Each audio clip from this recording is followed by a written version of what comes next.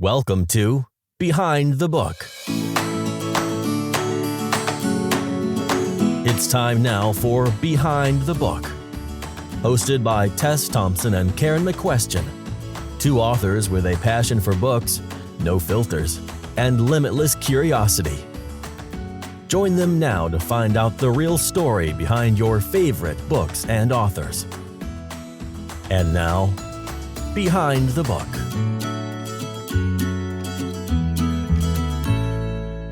Welcome to Behind the Book. I'm here with Karen McQuestion, and we have just wrapped up another interview. We're amazed at how long we've been doing this already and excited to hear from listeners. So welcome. Hi, Karen. How are you? Hello. We're used to readers. That's why she said readers. Yes. This listeners thing is new to us. So what's been going on in your world? Anything? Well, I wanted to thank you because your marketing guru, Heather, from On Top of That Marketing, agreed to do my newsletters. So I've hired her to do the newsletters. I'm terrible at them. I dread doing them. They don't turn out well. Just all kinds of problems. So I contacted Heather and she decided to take me on, which I was grateful for. And then I noticed that other authors do this really cool thing when they have their review team read a book prior to its publication. They have a graphic that they make that says currently reading with the cover of the book and like a little description or a little quotes from another author. And I thought, oh, what a cool idea, because when they're reading the book, they can post it on social media and it kind of gets the word out. And Heather agreed to make some graphics for me, and I just got them in my email inbox. They're so good. I remember saying to you, do you think she could do something a lot better than I could do on BookBrush? And you said, yes, absolutely, which I did not take as an insult. And when I got, good. I'm glad. When I got her images, I was like, 10 times better than I could have done. She just has a really wonderful knack. So if anyone's looking for a marketing person, Heather from On Top of That Marketing. Tess and I both can recommend her. Yeah, and they do other things for me too. A lot of social media stuff, including TikTok. So if any authors out there are interested in hiring that out, as I do, because I would rather write than make recordings, they can put that together for you. They have all kinds of different packages. So definitely check them out. On Top of That Marketing, which I thought for months was on top of the hat or something. My eyes read it wrong. And the first time somebody said it out loud, I was like, oh, that's what it means. So I'm a little slow sometimes. So we have Ernst with us today for the interview. So we'll go ahead and get started on that. Enjoy the show. Today's episode of Behind the Book was sponsored by Mayan Shadows.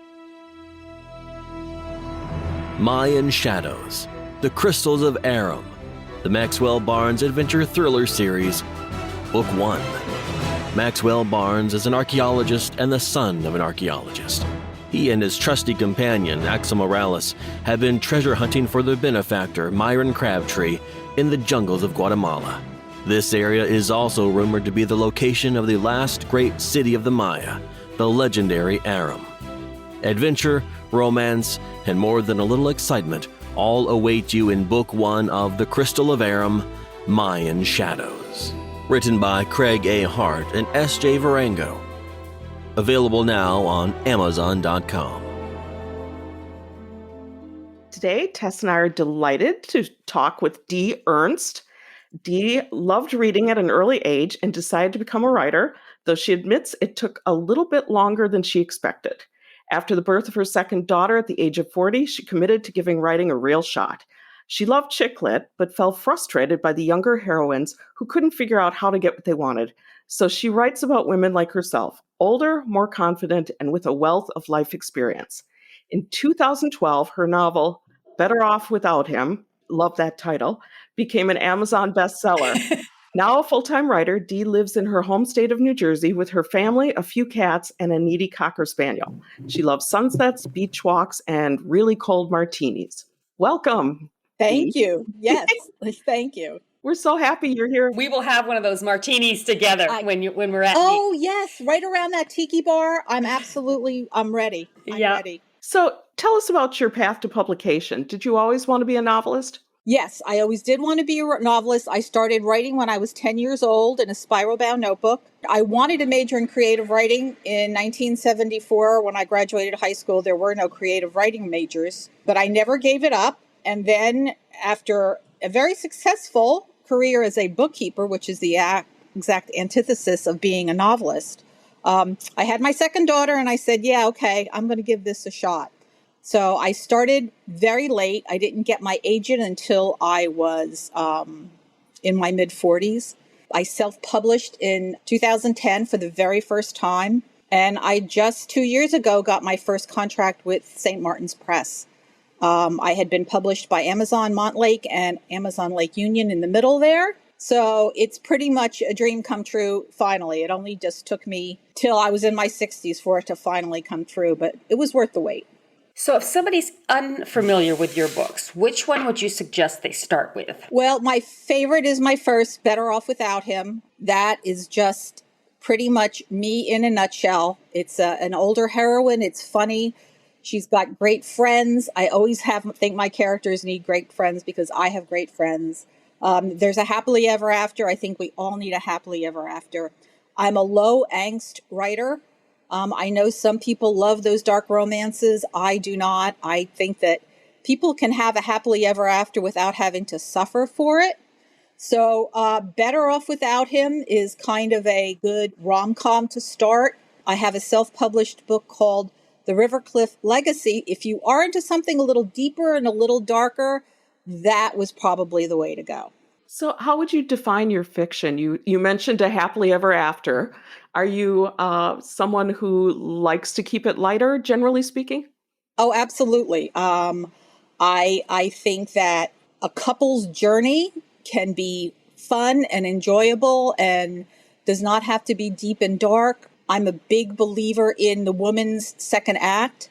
That's why most of my characters, they get a second chance at everything. And that doesn't have to be dramatic either. I mean, some of my books have, bad things happen to women, but, women start all over for all kinds of reasons. They don't need this horrible thing to happen to them for them to re-examine their life. Sometimes they just look around and say, I'm not happy and I'm going to do something about it.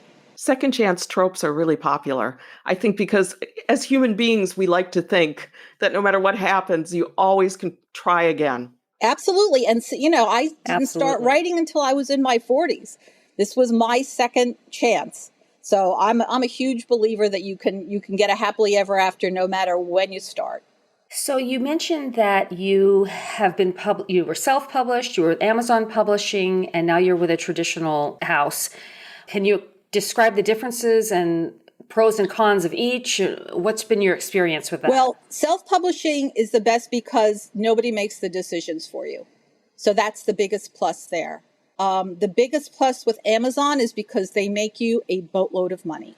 Amazon Publishing, I still get royalty checks from the books that I published with Amazon, and Better Off Without Them, they published in 2012. So 10 years later, I'm still making money. They will still promote. They are the best. St. Martin's Press is like St. Martin's Press. I actually got, reviewed in Publishers Weekly and Library Journal. This is, the traditional publishing dream. Am I making the same kind of money that I made when Amazon was selling my books? No. But, it's great to have that. So now I think I have to step back and say, where am I going to go next? Am I going to self-publish the next one? Can I stick with St. Martin's? Who knows if they'll take the next book? But each of them has been a real learning curve. And so you mentioned with St. Martin's Press, the trade-off, let me see if I understand this correctly, is there's a little more status, maybe more library sales, I would guess. But yes. You don't have the monetary compensation. No, and it's not like I got a crappy advance. I got a very lovely advance from them on both of the books that they have published for me. But I know when those royalty checks start to dwindle, that's going to be it. It's not like Amazon where they keep bringing you back to life. So there is that. And to be honest, I've had to do just as much promoting with St. Martin's that I had to do when I was self-published. They have a marketing team, but they're marketing dozens and dozens and dozens of titles. And unless you're an A-list guy, you're not getting the kind of push that maybe you'd like. My podcast with you, I set up. I have 3 or 4 more podcasts through the summer. I went out and got them myself. And it's fine because that's what you do when you self-publish, and I don't mind doing the work. But that was kind of a surprise to me that, yeah, I'm still out here pounding the pavements. We've heard that from other authors too, haven't we, Tess? Oh, definitely. Yes, almost everyone says that, I think. Your newest book, Lucy Checks In, which comes out August 16th, takes place in France. What kind of research did you have to do to give it the authentic feel? Well, here's the wonderful thing. My daughter moved to France 5 years ago, and I helped her move, and she moved to Rennes, which is where this book takes place. I helped move her in the first time, and then when I went back, I spent 5 or 6 days in Paris, and she joined me there with her new husband. Then we went to Rennes, and I fell in love with the city. It's absolutely gorgeous. And when I came home, I said to my accountant, gosh, I wish I could write this trip off. And she said, well, if you write a book about it, you can always call it research. So I wrote a book called Maggie Finds Her Muse, set in Paris and Rennes. And then when Lucy Checks In was fermenting in my brain, I had planned to go back. I wanted to go to Avignon and set the book in Avignon, and then COVID hit. And I was just desolate because I wanted, how can I write another book? I've never been anywhere but Paris or Rennes. And I was like, well, yeah, I've been to Rennes. So that's why this book is set there. It's an amazing city. The old section, it dates back to the 1400s. The buildings are, Beauty and the Beast kind of timber frames with the flowers in the windows and the cobblestone. It's gorgeous. So all of my research was, seeing my daughter and having a fabulous time, because I went back with a couple of my girlfriends and we had the best girls' long weekend ever. And I got to write it off on my taxes. So it was kind of a win-win all around. Absolutely. I'm also in love with France, so I'm with you on that. But all right, so tell us about a writing day. What does it look like for you? Do you have a routine, or No, is every day different? I'm like the world's worst writer. I don't have a routine. When I am working on something and I am in the groove, I work part-time at the library, so I will, if I have spare time at the library, I will sit down and try to just read what I read the day before. And then when I come home, I sit and I try to get in an hour or maybe two. But like I said, that's if I'm in the groove and I know what I want to say. I'm not one of those people that feels like I have to write every day, because if I don't feel like writing, it's just a slog and I hate it. But I can sit down and pound out 5,000 or 7,000 words in a session if I know where the book is going and I'm really where I want to be. And I'm also a pantser, so there's not like I don't spend a lot of time outlining. So that could be part of my problem, that I don't have a set writing routine.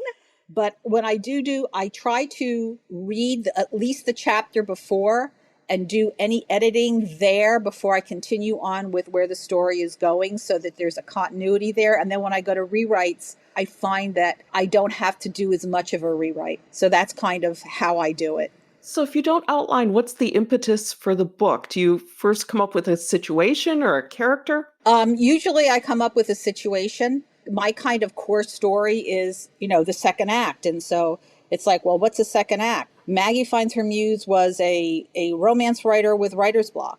With Lucy, she is getting a second chance at rebuilding her career. So, those kinds of opportunities, and I see them around all the time, and they're out there every day. Women are finding reasons to be brave and try again. So that's always out there. And I'll try to latch onto something, and that idea comes first. And then generally it's the character.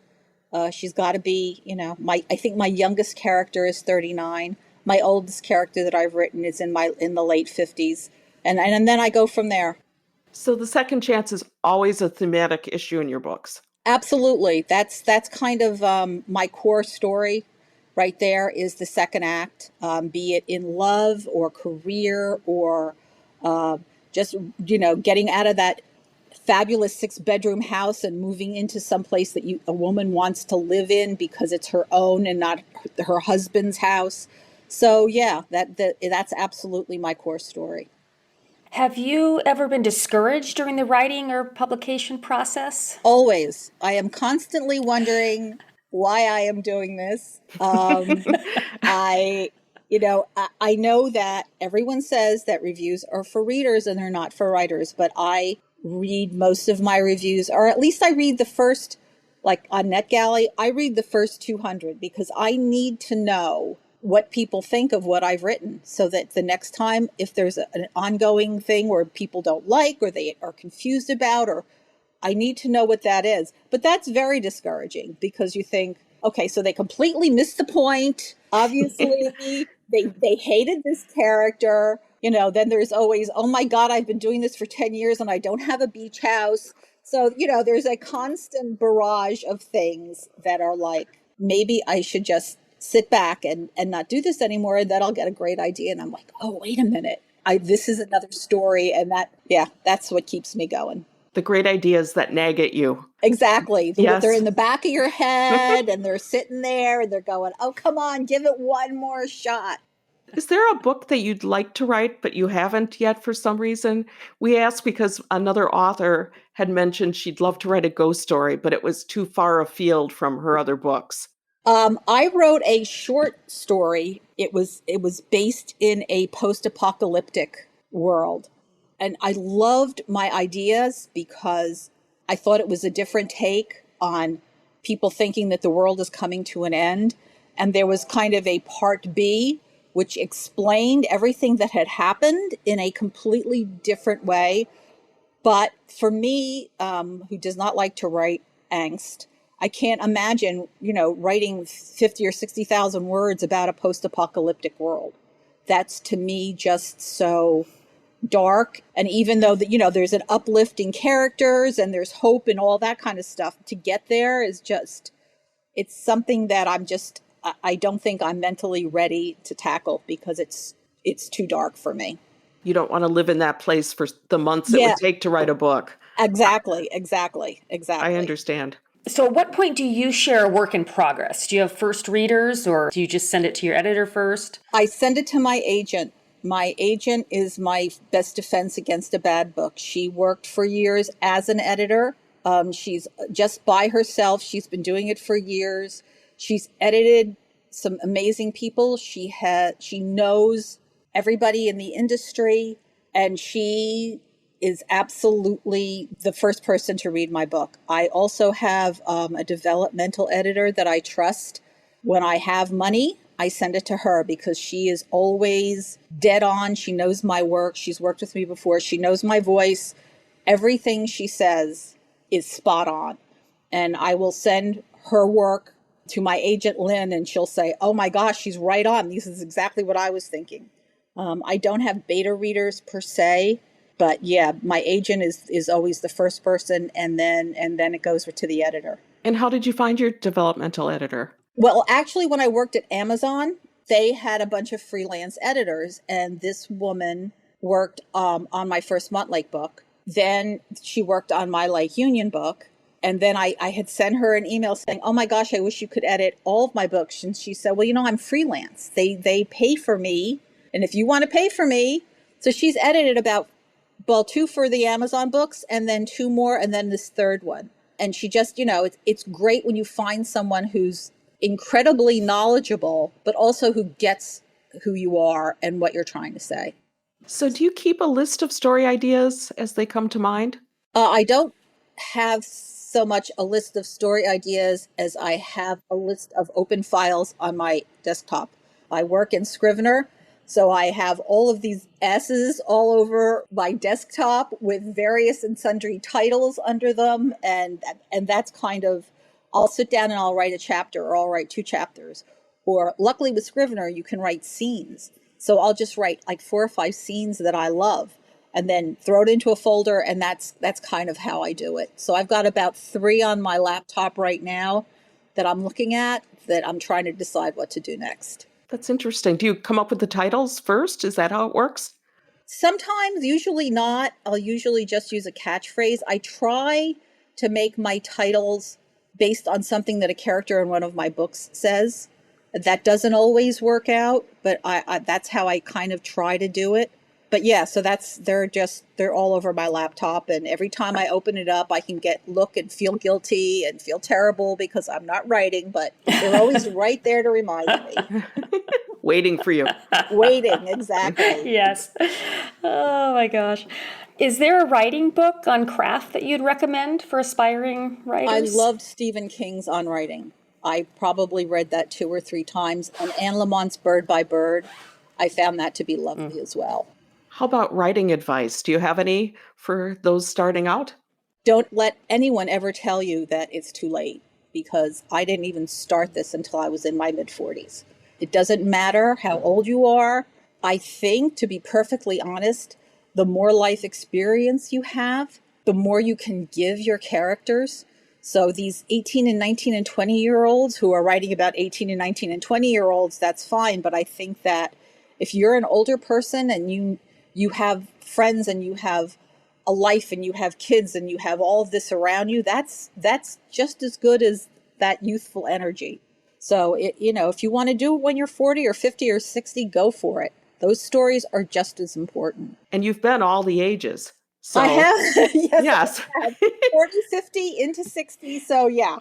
And I've written all of that. To be honest, there was one book that I really wanted to write, and I wanted my characters to be in their 20s. And I looked around and said, I have no idea what a 20-year-old is even thinking. I mean, that generation is so far removed from anything in my experience that I would never even try to write a 20 or even 30-year-old character. I have that way of thinking. That's a whole other ball game, and I'm not even going to try.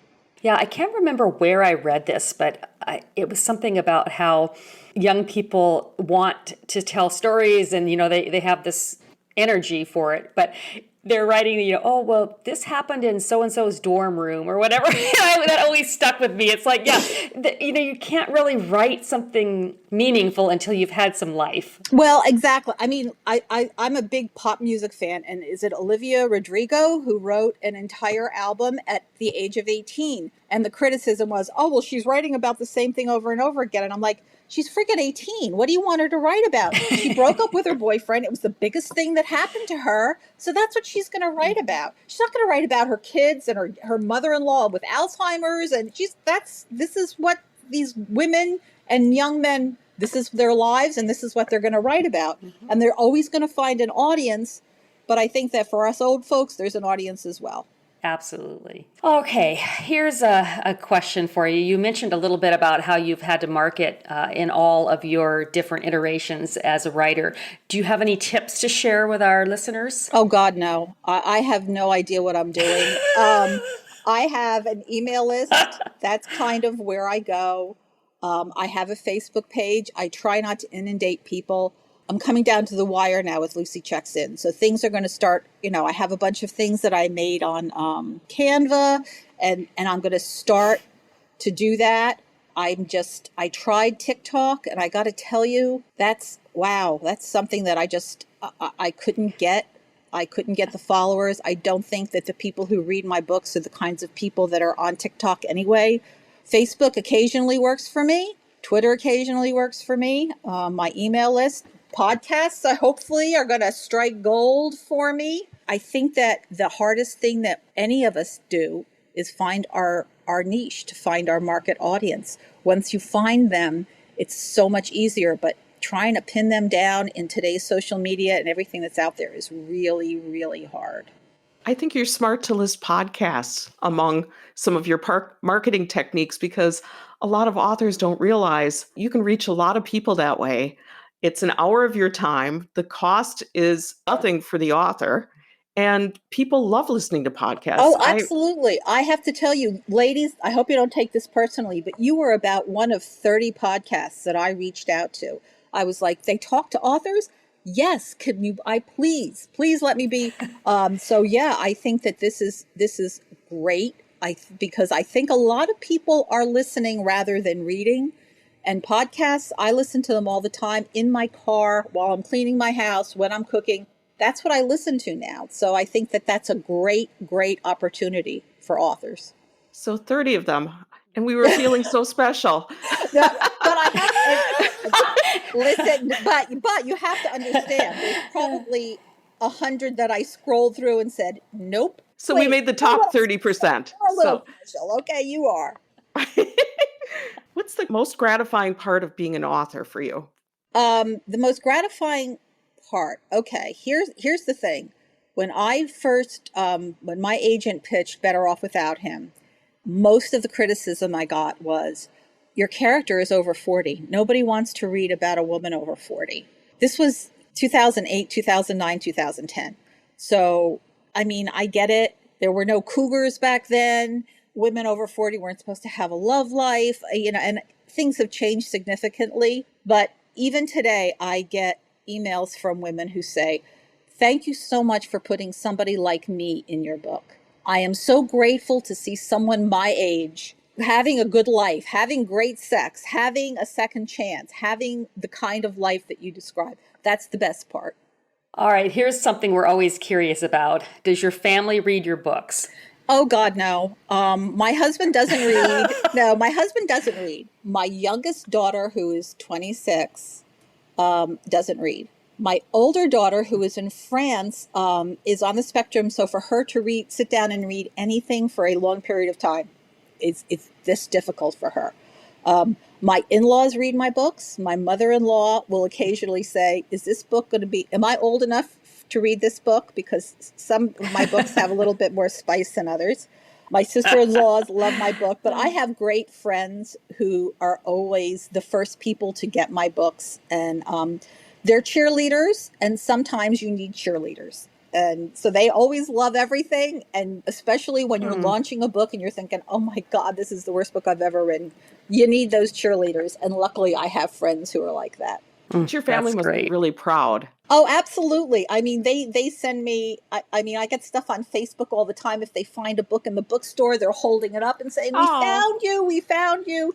That's great. And of course, my husband, his question is always, can I retire yet? It's like, not quite yet, honey, but I'm working on it. So when you're in the middle of writing a book, how consumed are you by the story? It's pretty intense. I tend to go to bed thinking about what I want to write the next day. And so therefore I don't sleep, because it's in my mind, I'm running over scenes and how much can I do the next day, because I don't want to think too far ahead. So when I'm in it, I'm really in it. So yeah, it gets pretty, and I shut the door, and it's, I'm writer at work here, so leave me alone. And it's pretty much, that's a given. It's pretty good. Who has been your biggest supporter as you built your career and your craft? Well, my friends have always, I mean, way back in the day when I first started, you had to print off your book at Kinko's and put it in a 3-ring binder to send it off to agents. And I would send it all, I would always have a second copy, and I would pass it around among my friends. So they would read it from the very beginning. But my agent, Lynn Seligman, she's been with me from 2004, maybe? And she has never not been on my side. And when I told her that I wanted to self-publish, she was like, you know what? If that's what you feel, you go right ahead. She has been supportive of every single step. So yeah, she's been my number one from the very beginning. My husband, of course, he's like, if I wanted to build a rocket ship, he would be right behind me going, honey, whatever you want to do. But for him, it's more abstract because he really has no idea what I do. For him, it's like emotional support. But for real practical, yeah, it's been my agent. And that's kind of rare, isn't it, for an agent to be supportive of a self-publishing plan?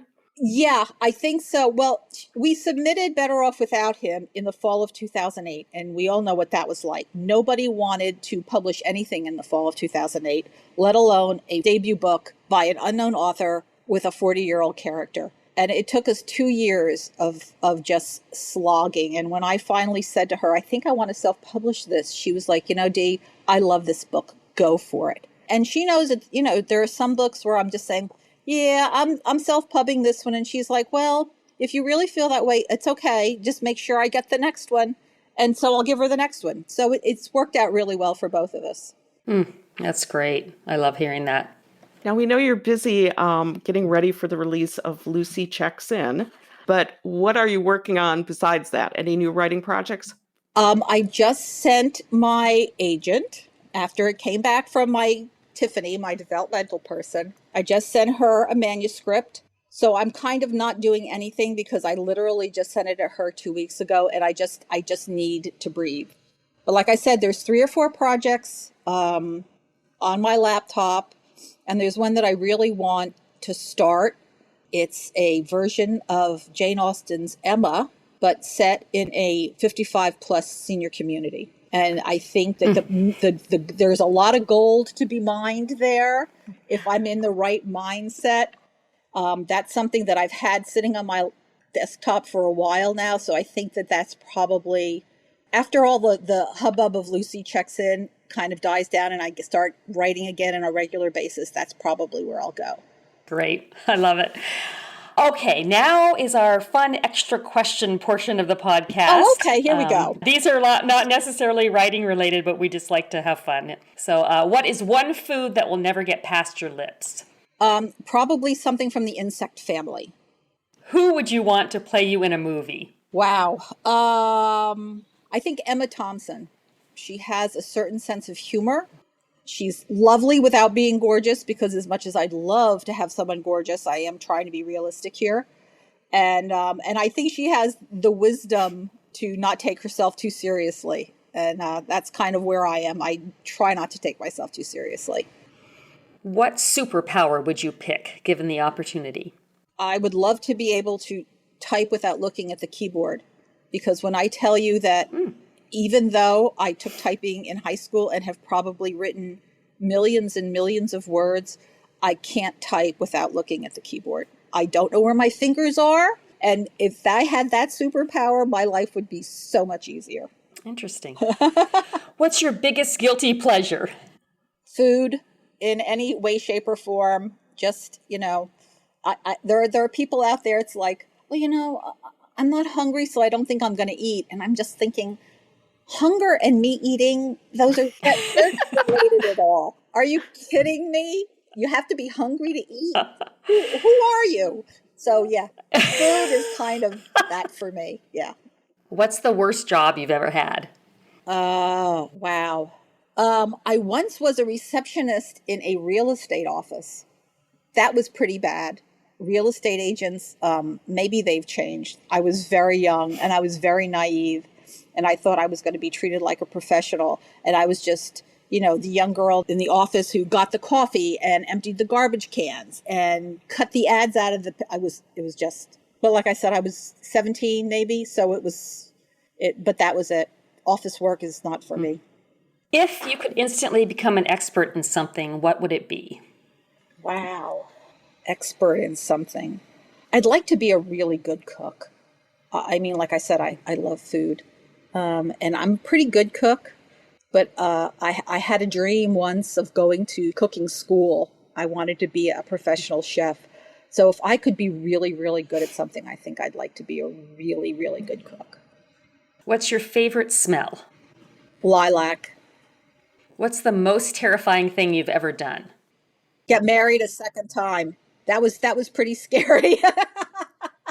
Taking that plunge a second time, that was a real act of faith. It's paid off. God knows it's 30 plus years. But yeah, that was a tough one, and it worked out well. Yeah, I feel you on that one too. What's one thing you're really bad at? One thing I'm really bad at, changing my mind. When I decide that I want something or I like something, I'm really hard to unconvince. And it's a character flaw that I am perfectly well aware of. And I do work at it. But yeah, that's probably it. If you could live your life over again, would you want to? Oh, yeah. I've had some really crappy things happen to me, but, people have crappy things happen to them all the time. You get over it and you learn from it and you grow from it. And so one thing I would do different, I think I would travel more as a younger person. But other than that, I don't think I'd change a thing. All right. Well, that wraps it up. This has been so much fun to listen to your journey and learn more about you. Well, thank you very much. This has been a lot of fun. I hope you ladies have a lot of success with this, because I got to tell you, I do listen to you. Sadly, I listen to so many, they're on the queue. that I don't get to cycle through you every week, but thank you very much for having me, and good luck. You're doing a great job, and I hope you get a lot of really great authors on. Well, thank you. Take care. Great. All righty. Thank you so much. Yes. Bye. Thank you for listening to Behind the Book, brought to you by authors Tess Thompson and Karen McQuestion. They hope you found it entertaining and informative. If you loved it, tell your friends. And if you have a moment, they'd love for you to post a star rating or review. This has been Behind the Book.